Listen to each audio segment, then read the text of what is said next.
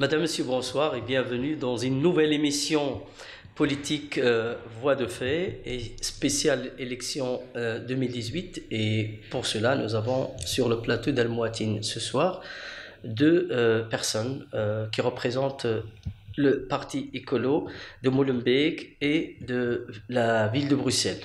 Donc, Madame Zoubida Djellab, bienvenue sur le plateau d'Al Mouatine. Bonjour. Merci d'avoir accepté notre invitation. Merci à vous. Et donc Frédéric Mingeot, qui est candidate écolo à Molenbeek. Tout à fait. Donc vous êtes sur la 7e place et ça. Zoubida sur la 2e place. C'est ça. Voilà. Donc on va commencer par la première question et c'est pour vous, Zoubida. Donc écolo en majorité, c'est la bonne gouvernance. Ça veut dire quoi la bonne gouvernance au niveau communal ? Ça veut dire beaucoup de choses à la ville de Bruxelles, certainement, avec ce que nous avons vécu comme épisode assez douloureux ces dernières années. Vous savez que la ville de Bruxelles a été pointée dans le scandale du SAMU social, des cuisines bruxelloises, du GIAL, donc l'ASBL qui s'occupe de tout ce qui est informatique à la ville de Bruxelles. Et donc, vraiment, c'était très, très douloureux, même pour nous, les écologistes, qui ne sommes pas dans la majorité, puisque finalement, ce genre de scandale éclabousse toute la classe politique. Et donc, voilà, malheureusement, les citoyens mettent à ce moment-là un peu tout le monde dans le même sac, et il faut se justifier. Alors, écolo est à la pointe de la bonne gouvernance. Je veux dire, nous avons des pratiques dans notre parti qui nous permet d'éviter ce genre de scandale. Voilà, après, les humains sont partout les mêmes, mais il y a des règles relativement strictes dans notre parti, auxquelles nous sommes obligés d'adhérer. Et puis, il y a tout le problème du cumul aussi, qui est très important, parce que c'est ça, le gros souci au niveau de la bonne gouvernance, c'est d'avoir des gens qui ne sont pas à 100% derrière leur bureau pour travailler. Alors, soit ils sont échevins et ils sont députés régionaux, ou députés fédéraux, et donc ça ne va pas. À la ville de Bruxelles, qui est quand même la capitale de l'Europe, on a besoin de gens qui soient là 100%. La même question pour vous, Frédéric. Voilà, je rejoins, je suis très contente que tu aies commencé. Je rejoins tout à fait les propos de Zoubida. Nous, effectivement, maintenant, on est en majorité, donc c'était un des points très importants pour nous, c'était la bonne gouvernance, et c'est ce qu'on essaye d'appliquer au quotidien, évidemment, et c'était une des raisons qui m'avait poussée à rentrer en politique, c'est que ce n'était pas le cas avant, avec la majorité qui était implantée aussi depuis 20 ans et où chacun réglait un petit peu ses affaires. Donc, c'est travailler en toute transparence. Une chose très importante aussi, c'est effectivement pas de cumul. Donc, si on est échevin, on est échevin, on ne fait rien d'autre. Les élus font leur mandat à 100%. Et voilà, donc... Pour le moment, nous, on est assez contents de ce qui se passe à la commune de Molenbeek, au contraire de Mille-Bruxelles où vous avez eu de gros problèmes. Donc, mais ça rejoint tout à fait les propos de Zoubida. D'accord. Une autre question pour vous, Zoubida. Écolo, c'est aussi un cadre de vie et des espaces publics conviviaux. Donc, écolo parle beaucoup des espaces verts, etc., etc. Donc, par rapport à la ville de Bruxelles. Mais qu'est-ce qui est important en fait pour les habitants? C'est d'être heureux dans leur quartier. C'est ça qui est important. C'est pouvoir sortir de chez soi et d'être en sécurité. Ça, c'est important. Et puis aussi avoir un cadre de vie agréable. Alors, vous savez, la ville de Bruxelles, c'est aussi une sociologie très particulière. Nous avons vraiment une population qui est quand même relativement pauvre. Beaucoup de gens aussi ne partent pas en vacances tous les week-ends, en week-end ou ne partent pas en vacances. Donc, il est important aussi d'avoir des espaces verts à proximité. Et c'est une question aussi de santé publique, ça c'est super important. Alors ce qu'on a constaté sous cette majorité-ci, c'est que ils sont partis dans des grands projets qui ne répondent pas spécialement aux besoins des habitants dans les quartiers. Et donc nous, ce qu'on voudrait faire, si nous sommes dans la majorité, c'est revenir vers les quartiers, quoi. C'est surtout ça qui est important. Il n'y a pas assez d'espace vert dans les quartiers? Il n'y a pas suffisamment. Alors vous avez des quartiers qui sont verts et puis vous en avez d'autres où c'est c'est pas possible. Et là, par exemple, moi, vous savez, j'habite le quartier Boxtal. Donc, le quartier Boxtal, ce qu'on appelle le vieux Laken. Alors, si vous sortez un petit peu, vous avez tous les parcs autour du Heysel, etc. Donc, c'est vrai que c'est très vert par là. Ils sont très loin. Mais pour une famille qui a des petits-enfants, ce qui est important, c'est de pouvoir sortir tout près de chez soi, sans devoir prendre la voiture et encore faire des déplacements. C'est d'avoir la possibilité de sortir et d'avoir un petit parc à 5-10 minutes de chez soi. Et donc ça, c'est quelque chose qui a vraiment disparu au niveau de Bruxelles. Nous allons vraiment être attentifs pour multiplier ces petits parcs. C'est important aussi pour les familles. Nous avons beaucoup de familles, beaucoup d'enfants dans le quartier. Les enfants jouent dans la rue. On a eu beaucoup de soucis avec la sécurité routière aussi. On les voit jouer au foot, etc. Ça ne va pas. Il leur faut des endroits sécurisés. Et aussi pour les adolescents, ils ont envie de shotter le ballon, ils ont envie de jouer au basket, il n'y a rien. Et donc évidemment, ils se retrouvent entre eux, ils chahutent et ça dérange. Mais oui, parce que par définition, les jeunes aiment bien se retrouver entre eux, mais ils doivent avoir des espaces pour eux aussi. Et donc les espaces verts, c'est important pour la qualité de vie des gens, mais on l'a vu aussi avec cette canicule qui a touché notre pays. Je veux dire, c'est un moyen de baisser la température dans des villes comme les nôtres où tout est minéral, tout est bétonné. Il nous faut, vous savez, les arbres ont un vrai rôle régulateur de température et il faudra vraiment agir à ce niveau-là. Écolo, au niveau de Molenbeek et les espaces verts, c'est aussi une priorité. Oui, c'est très important. C'est Molenbeek respirable. Donc, effectivement, on a la chance d'avoir des très beaux parcs et des très grands parcs. On a la réserve naturelle du Scootbos. Moi, j'ai la chance d'habiter tout près et c'est un vrai plaisir. Mais effectivement, il y a des quartiers qui souffrent du manque d'espace vert. Je pense au centre, enfin au quartier historique ou au maritime, où il y a beaucoup moins d'espace vert et où, effectivement, la population est très dense.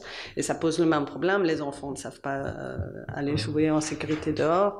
Donc, il faut augmenter les petits espaces verts aussi dans ces quartiers où on ne peut pas créer une réserve naturelle, évidemment, au maritime.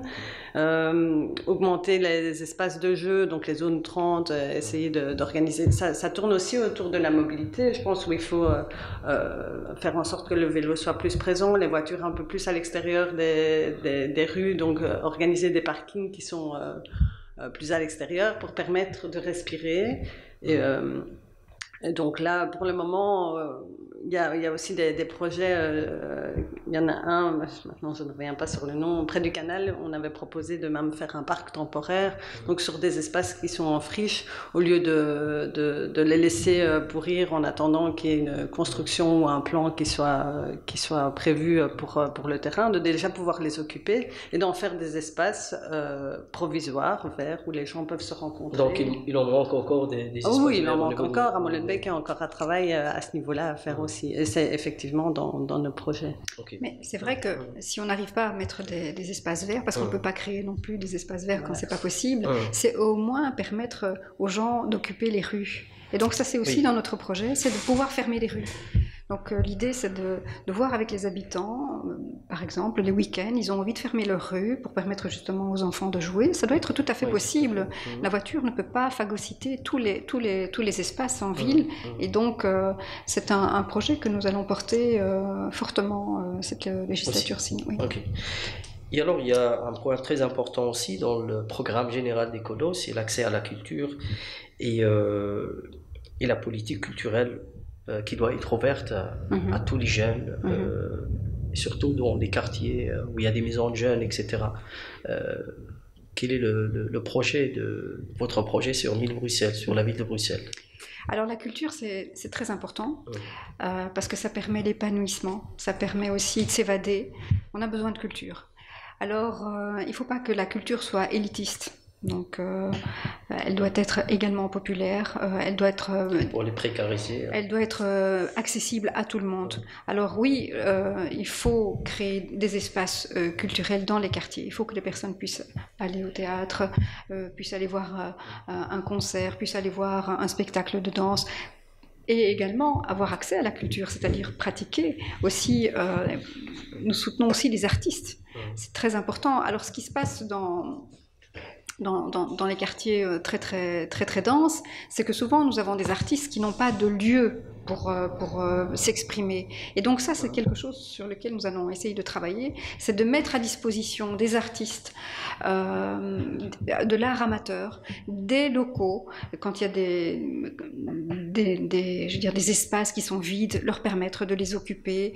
Il y a des musiciens par moment qui disent bah, nous on a envie de faire de la musique et on ne trouve pas d'endroit pour faire de la musique. Bah, on devra être attentif à ça aussi. Il y a quand même beaucoup d'associations, d'organisations, etc. qui travaillent dans ce domaine à la ville de Bruxelles, vu aussi l'espace géographique de la ville de Bruxelles qui est très important. Tout à fait, il y a énormément d'associations, mais ça ne suffit pas, visiblement, donc, ça ne suffit pas. Il en faut encore plus. Oui, parce que l'accès est toujours un peu limité, voilà.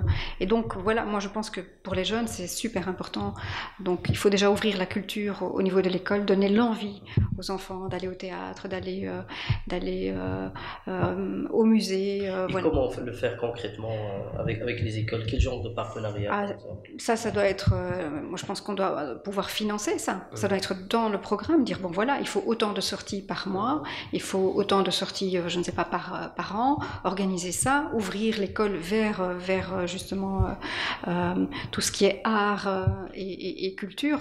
À l'école, c'est tout à fait possible. Pour initier les enfants. Pour initier. Et après, il faut aussi travailler avec les associations pour permettre aussi à la population qui n'y a pas accès, des parents qui participent dans les associations, leur donner aussi cette occasion-là. Mais la culture, elle doit être de proximité, c'est super important. Et donc, il faudra peut-être développer des chèques culture pour permettre aux personnes qui veulent justement avoir accès, qui n'ont pas l'occasion financièrement de le faire, de pouvoir les aider. Au niveau de Molenbeek, au niveau de Molenbeek, au niveau de la culture, ça se passe plutôt bien pour le moment, puisqu'il y a pas mal de nouveaux lieux qui ouvrent.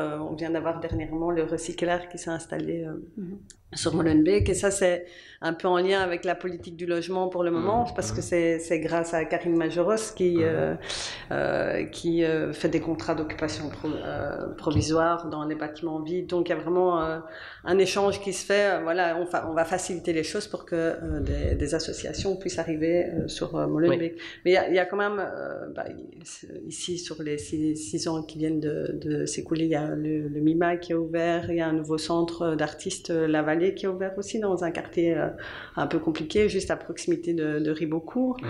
Donc, pour le moment, il y a beaucoup d'artistes qui arrivent sur Molenbeek, du fait que les logements sont moins chers, et ils ont plus facile aussi à trouver des ateliers, vu le contexte des bâtiments vides. Et donc, pour le moment, en tout cas, les artistes, ils arrivent. Maintenant, pour pouvoir rendre la culture accessible à tout le monde, là, c'est effectivement une politique qui doit être développée. Parce que même si tous ces centres s'ouvrent, les jeunes des quartiers ne vont pas forcément rendre visite, enfin ils vont pas forcément au MIMA, ils vont pas forcément aller voir ce que les artistes font dans leur quartier. Donc là il y a un travail des maisons de jeunes qui doit être mis en lien, il y a un travail des écoles qui doit aussi se mettre en lien avec tous les centres qui sont ouverts, et puis il y a effectivement une publicité un peu de la commune qui doit être faite auprès des habitants aussi pour valoriser l'art à Molenbeek. Il manque peut-être le travail de coordination, peut-être.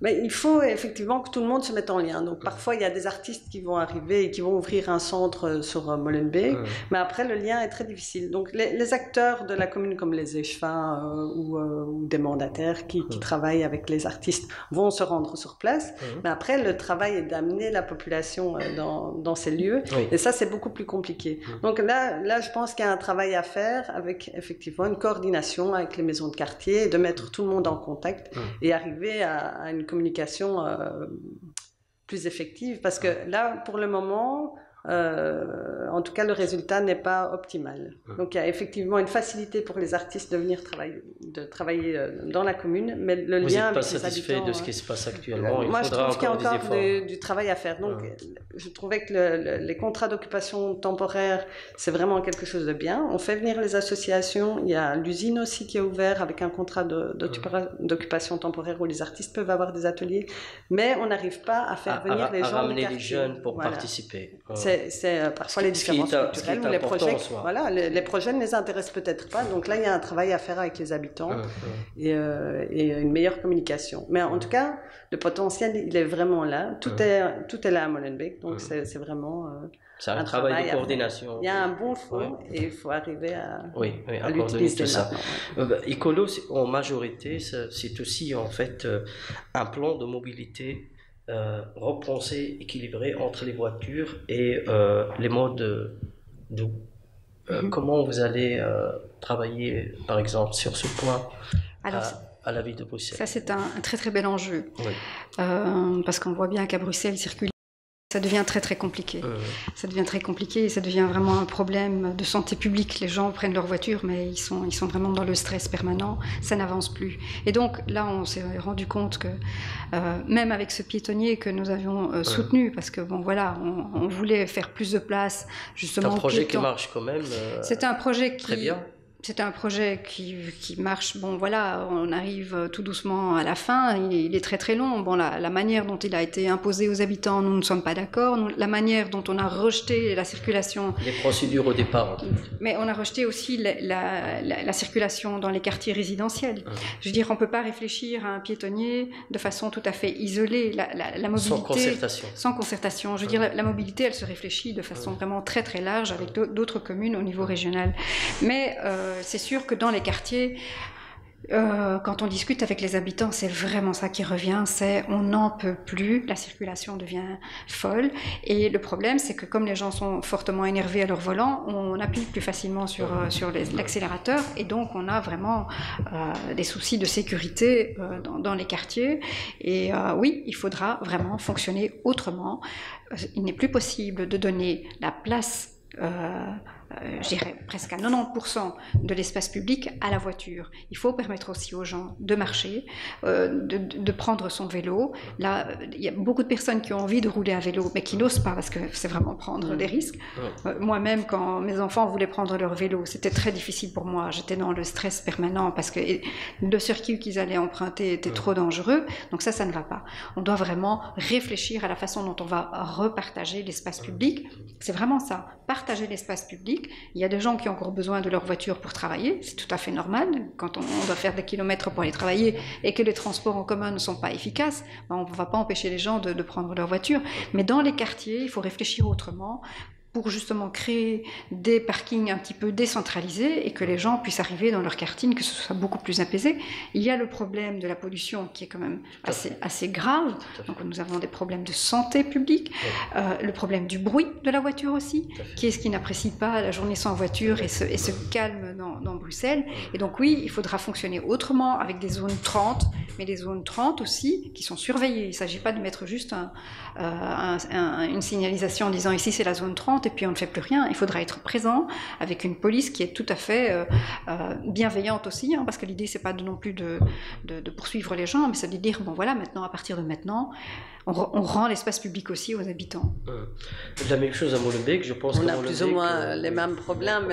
Effectivement, la circulation en voiture, c'est devenu un enfer. Donc, il faut privilégier les autres transports. En plus, là, on va souffrir avec le tunnel qui est fermé et on en subit tous les conséquences dans les quartiers.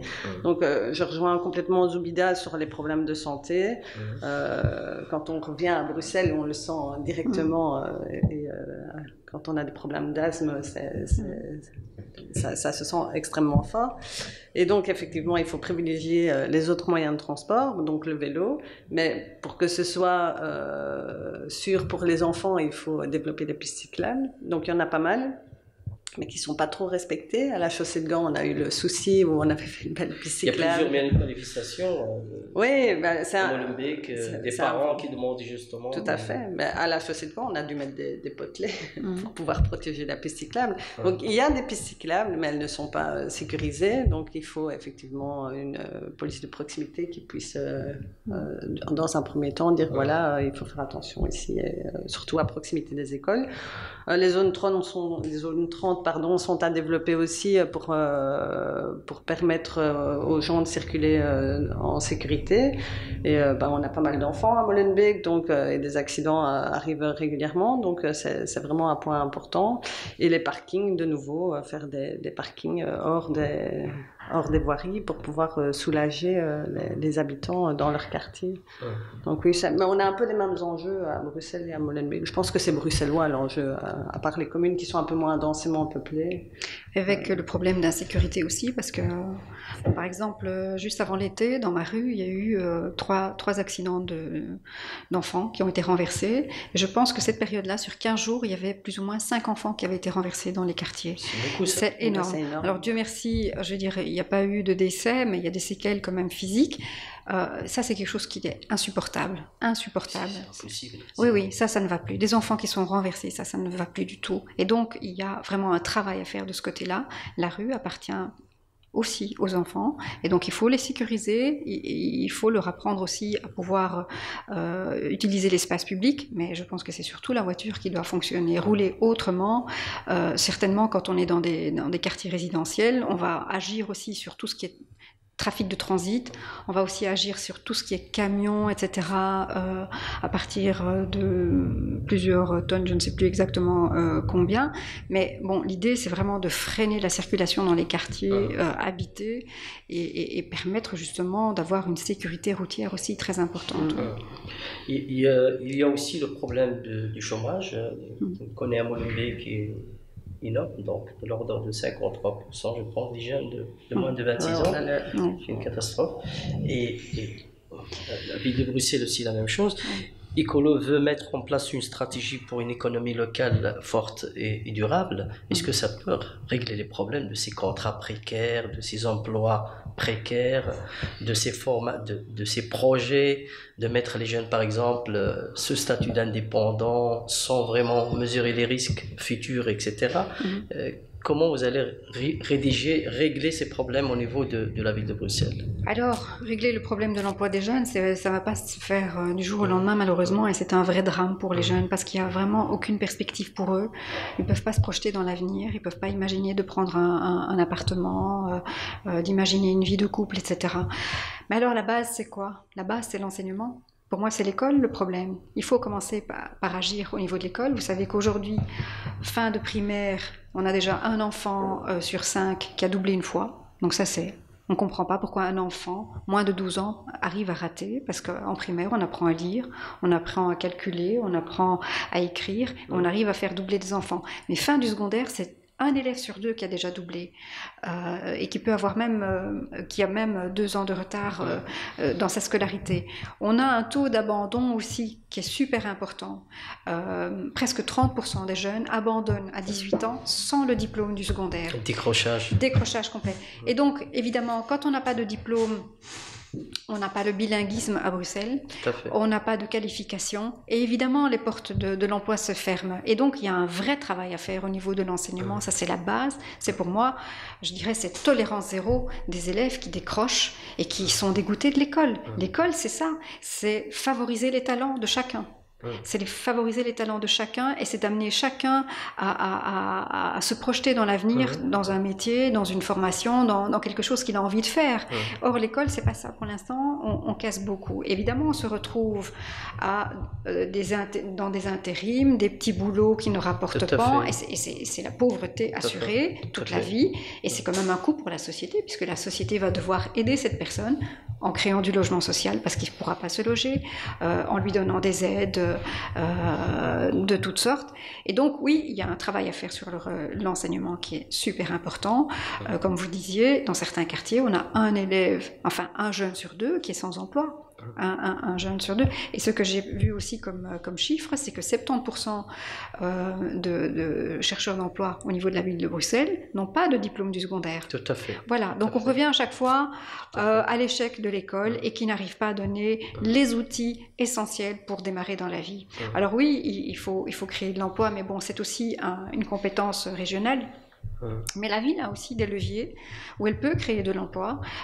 Et nous, par exemple, sur le domaine dans lequel nous voulons travailler, c'est par exemple sur tout ce qui est alimentaire.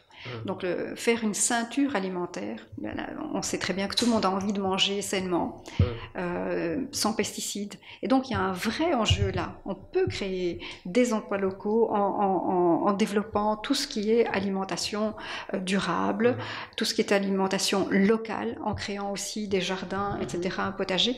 Il y a moyen de créer énormément d'emplois dans ce secteur-là. Vous savez, la ville de Bruxelles également, elle a une ASBL qui s'appelle les cuisines bruxelloises. C'est 7000 repas par jour qu'elle crée pour les crèches, pour les écoles, pour les maisons de repos, pour les hôpitaux. Et donc, il y a moyen de travailler là aussi, de recréer une alimentation saine en développant des marchés de producteurs locaux aussi sur la ville et de soutenir aussi, ce qui est important, c'est tout ce qui est commerce aussi, le commerce de proximité.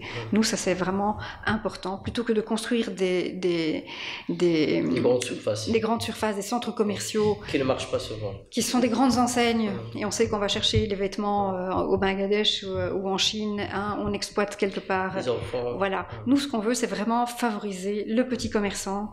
On sait qu'il y a des familles derrière qui en vivent, ce qui n'a pas été le cas de cette majorité. Quand on le voit par exemple ici, tout ce qui est quartier Stalingrad, qui a été complètement abandonné, on a favorisé un piétonnier, il y a énormément de commerçants qui ont perdu, je veux dire, du chiffre d'affaires. Il y a des projets maintenant d'une station de métro, Constitution à Stalingrad, ça va être un chantier de 7-8 ans, on va fermer des commerces, ce sont des familles qui vont devoir se déplacer, qui vont faire faillite. Et donc nous, c'est d'abord ça la priorité. C'est sécuriser l'emploi des commerces aussi. Si on commence par là, c'est déjà pas mal, quoi. La même question par rapport à Molenbeek. Oui, alors à Molenbeek, on a aussi des problèmes particuliers par rapport à la discrimination. Donc dans notre programme, on voudrait créer un guichet de lutte contre la discrimination pour que les gens puissent rapporter les problèmes qu'ils ont eus dans leur recherche d'emploi, et aussi pour permettre aux jeunes et aux moins jeunes de faire des recherches d'emploi efficaces. On voudrait pouvoir organiser des workshops où les gens sont formés pour pouvoir rechercher un emploi correctement. Parce que ce qui arrive souvent, et on le voit parfois quand on rencontre les jeunes, c'est qu'ils ne sont pas du tout préparés à une interview d'embauche ou à se présenter auprès d'un employeur. Donc c'est aussi quelque chose de très important, mais ça ressort un petit peu aussi des problèmes de l'enseignement qui ne préparent pas bien les jeunes à la sortie de l'école. Et donc voilà, ça fait partie de notre programme. Aussi développer l'économie sociale et l'économie dans les quartiers locaux. On parle évidemment des marchés bio aussi, puisque ça fait partie de notre programme un petit peu partout sur Bruxelles. Et donc aussi, on avait pour les étudiants, on aimerait développer des jobs étudiants, mais pour tous les services communaux. Donc on voudrait minimum 50 jobs étudiants créés pour des jeunes molenbeekois et qui pourraient travailler alors dans les structures communales. Donc ça leur ferait une première expérience de travail qui peut être utile après pour la suite. Alors la problématique du logement, donc Écolo travaille sur un accès au logement pour tous et pour une augmentation du nombre de logements publics, et aussi travaille sur la lutte contre les logements vides au niveau de la ville de Bruxelles.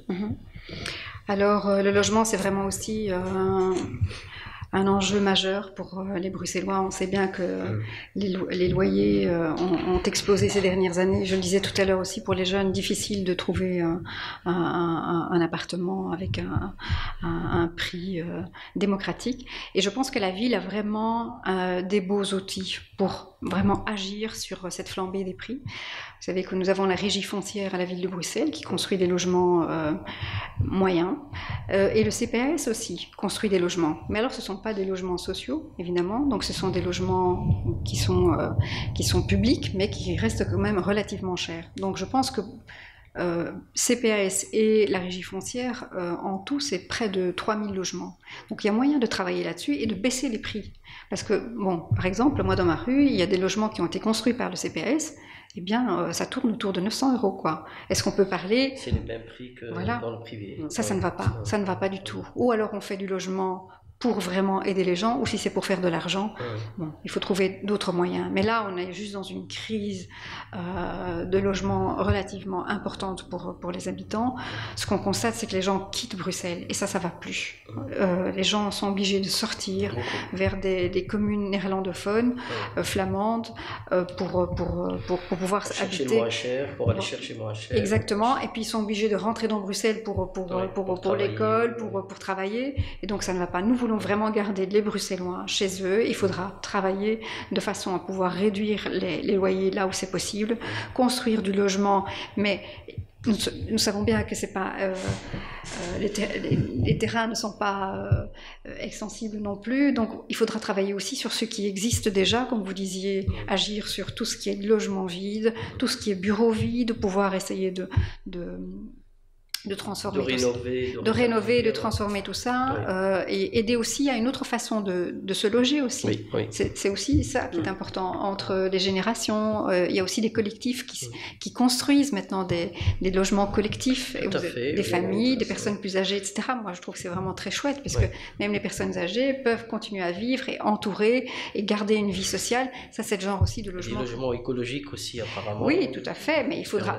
Ça, c'est aussi notre objectif, c'est d'aider aussi les familles à pouvoir isoler leur maison. Parce que quand vous payez 900 € de logement et que vous payez presque autant en facture énergétique, ça ne va pas du tout. Il faudra vraiment mettre les moyens là-dessus. Faire des économies. Les gens ne le savent pas. Ça existe. Il y a moyen d'aider. On va attaquer ça. Et puis aussi rénover tout ce qui est logement social qui existe aujourd'hui. Il y a des logements sociaux qui sont vraiment dans un état mais scandaleux, avec de l'humidité, avec des fenêtres qui sont cassées, pas isolées, etc. Il faut travailler autrement, mais vite aussi, vite, parce que c'est ça le problème, c'est que des projets pour la rénovation des logements sociaux, ça prend 10, 20 ans. Les gens n'ont pas le temps d'attendre. Il faut fonctionner autrement. Il faut donner des nouvelles priorités en fait dans cette gouvernance de la ville de Bruxelles. On n'est plus dans des grands projets pharaoniques où on dépense de l'argent et qui ne servent pas les Bruxellois. Il faut revenir à redonner une vie décente aux habitants qui sont là depuis des années et qui méritent qu'on soit vigilant et bienveillant avec eux. Alors le logement au niveau de Molenbeek. On a beaucoup de chance, on a un très bon échef. Ça c'est vrai. Qui a été hyper actif sur la... Voilà, enfin, moi je trouve que je pourrais être fière de présenter son travail. Il a été hyper actif sur la commune et il a vraiment un beau bilan.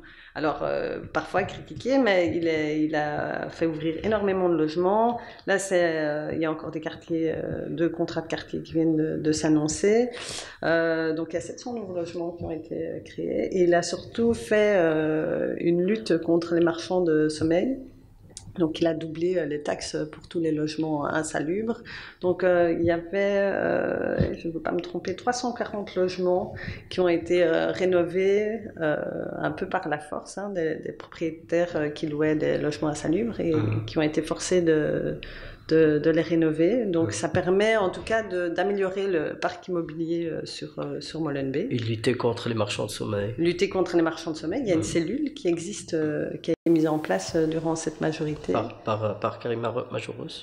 En accord, c'était la majorité qui l'a mise en place, mais effectivement, il a été un acteur très important dans cette cellule. Et donc, qui permet de signaler les logements insalubres, qui sont répertoriés. Donc, les personnes ne peuvent plus y être domiciliées. Et on a même, pour la première fois, gagné un procès contre un logement inoccupé à Molenbeek. Donc là, il y a vraiment moi je dirais que pour Molenbeek, en tout cas, c'est un très bon travail qui a été fait sur cette majorité et qu'il faut continuer dans ce sens-là. Et je crois que c'est l'objectif, c'est de poursuivre, en tout cas dans cette vision. Mais en tout cas, le travail qui a été accompli a été très très efficace. Alors, il y a le travail aussi du CPS. Vous savez qu'il y a énormément je pense qu'à Molenbeek, il y a plus ou moins 7000 bénéficiaires du CPS. Je ne connais pas le chiffre exact, mais effectivement, ça a explosé. Oui, ça a explosé. Je pense qu'au niveau de 1000 Bruxelles, il y a 15 000, je pense. C'est énorme. Écolo veut vraiment devenir un acteur, que le CPS devienne un acteur incontournable de la politique sociale. Comment vous allez faire demain pour travailler sur ce problème, justement? Bien, au niveau du CPS de la ville de Bruxelles, je pense que c'est comme je disais tout à l'heure, on a l'impression que ces majorités se sont un peu perdues dans leur projet. Et donc le CPS est un acteur super important. Comme vous disiez, c'est entre 15 et 20 000 personnes qui bénéficient de l'aide du CPS. On a une pauvreté qui s'installe à Bruxelles et qui est croissante. Alors que Bruxelles, la région, est une des régions, je pense que c'est la 3e région la plus riche d'Europe. Donc elle crée de la richesse, mais elle ne bénéficie pas à ses habitants. Et donc là, vraiment, il y a un travail à faire. Et oui, évidemment, quand les gens sont dans la détresse, il faut les aider. Et le CPS aussi de la ville de Bruxelles s'est un peu perdu dans ses projets, donc il ne se concentre pas uniquement sur des projets de logement par exemple, et donc oui, on va devoir redonner des priorités au CPS de la ville de Bruxelles, en tout cas si on monte dans la majorité, c'est important. On a constaté aussi qu'il y a de plus en plus de jeunes, c'est ce que je disais tout à l'heure, des jeunes étudiants qui n'ont pas les moyens, il faudra axer aussi le travail pour les jeunes et beaucoup des femmes isolées avec enfants, parce que je sais que par exemple le CPS de la ville de Bruxelles s'est lancé, est devenu un peu un promoteur immobilier. En fait c'est ça quoi, c'est devenu un promoteur immobilier, et donc on achète des terrains, on construit, on fait du commerce, on fait... bon, ça ne va pas. Il y a eu peut-être de belles réalisations, mais je pense qu'il y a des priorités, et les priorités, c'est vraiment aider les gens au niveau du logement, ça c'est important, leur donner aussi la possibilité d'avoir un pied dans l'étrier pour la formation, pour le travail, et évidemment, bah, oui, il y a énormément de choses à faire. On a vu que ça a été quand même relativement mal géré, puisque bon, la présidente a dû faire un pas de côté il y a plus d'1 an. Donc voilà, il y a des choses qui n'ont pas été faites convenablement, et c'est un outil extrêmement important dans l'action sociale. Le nombre des SDF qui augmente également à la ville de Bruxelles. Nous avons aussi le problème des réfugiés. Donc vous savez, aujourd'hui on a entre 500 et 700 réfugiés dans le parc Maximilien. Si les habitants ne sont pas là pour les nourrir, c'est vraiment ça. Nous avons 500 à 700 personnes qui peuvent mourir de faim demain. Et ça, je trouve que ça doit être également pris en charge par la ville, puisque c'est sur le territoire de la ville. Donner à manger aux gens, c'est pas ce qu'il y a de plus, j'ai l'impression, pas de plus compliqué ou de très lourd au niveau du budget. Mais là, pour l'instant, on voit des associations, on voit des bénévoles qui s'épuisent depuis 2-3 ans. J'ai vu encore un appel il y a 2-3 jours, une dame qui coordonnait les repas, elle disait bah, au secours, on n'a personne qui vient avec un repas demain. Donc voilà, il y a des choses importantes. Il y a le problème de la précarité des Bruxellois, il faut être attentif. Il y a aussi de ceux qui arrivent et qui passent sur notre territoire, il faut être attentif aussi. Mais il ne s'agit pas de dire est-ce que ce sont des gens qui vont rester ou qui vont passer. Il s'agit tout simplement d'humanité et d'aider ces gens-là. Et donc le CPS a les moyens, a le personnel et doit agir à ce niveau-là. Alors Frédéric, par rapport à Molenbeek, vous êtes conseillère CPS, oui. Donc vous connaissez les problèmes du CPS un peu je le vis plus régulièrement.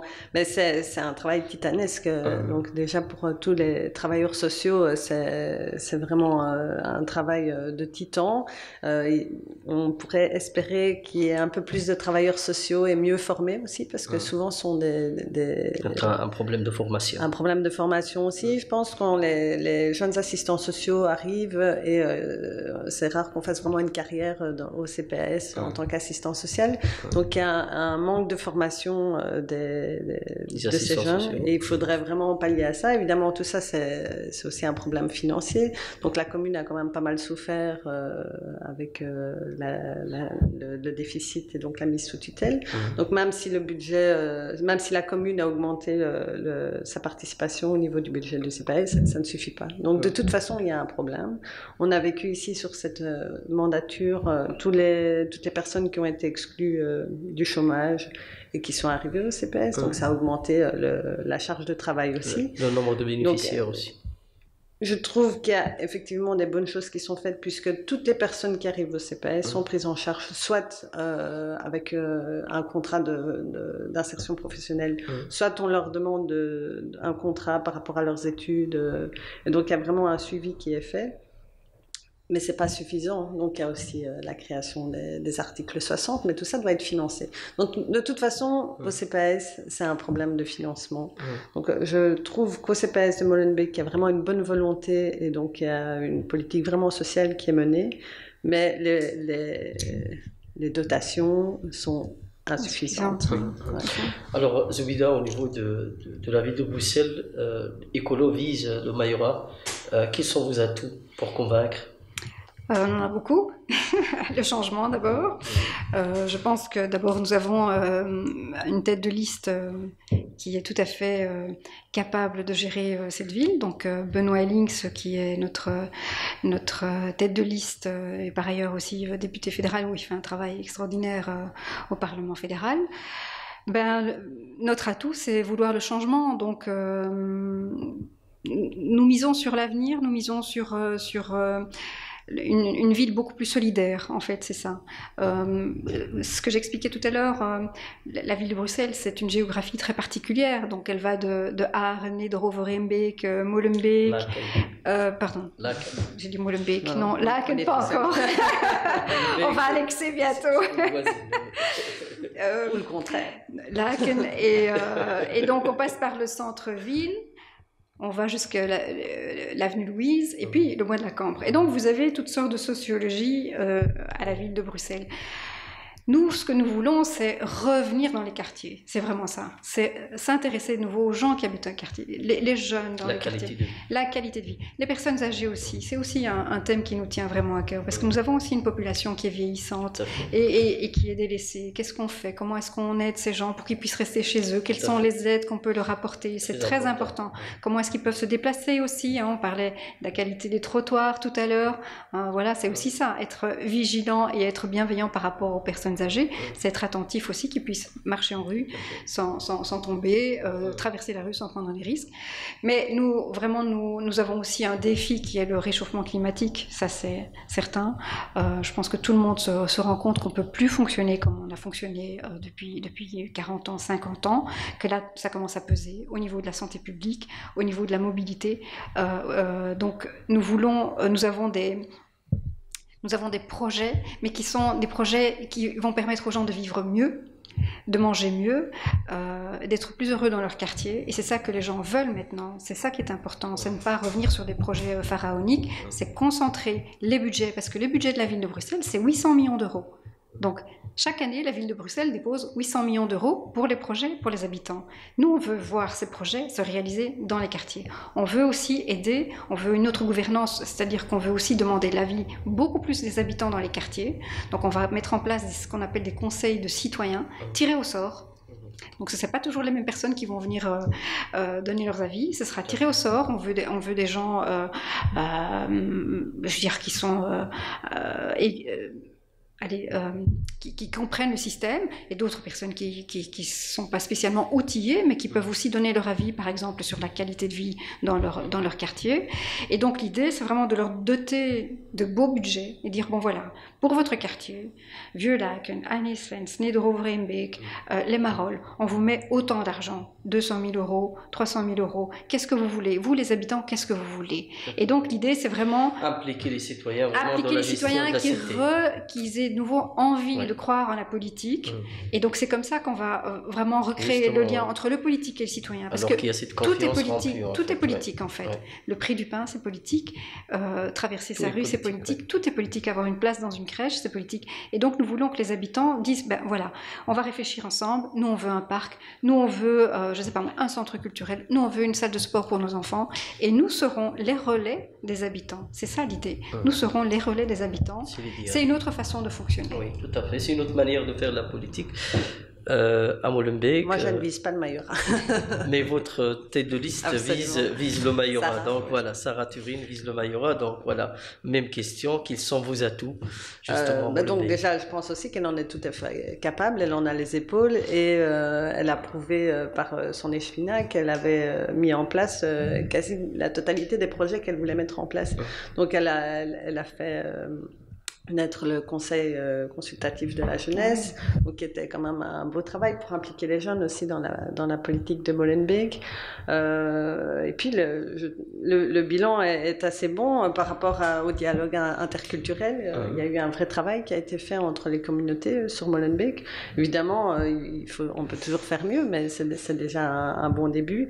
Le bilan des Verts est excellent justement par rapport au logement, la lutte contre les marchands de sommeil, les nouvelles écoles qui ont ouvertes, la politique verte par rapport à l'écologie, tous les panneaux photovoltaïques qui ont été posés sur les toits communaux qui permettent aussi de faire de l'énergie verte, les potagers qui ont été inaugurés, enfin toutes les petites structures qui ont été mises en place.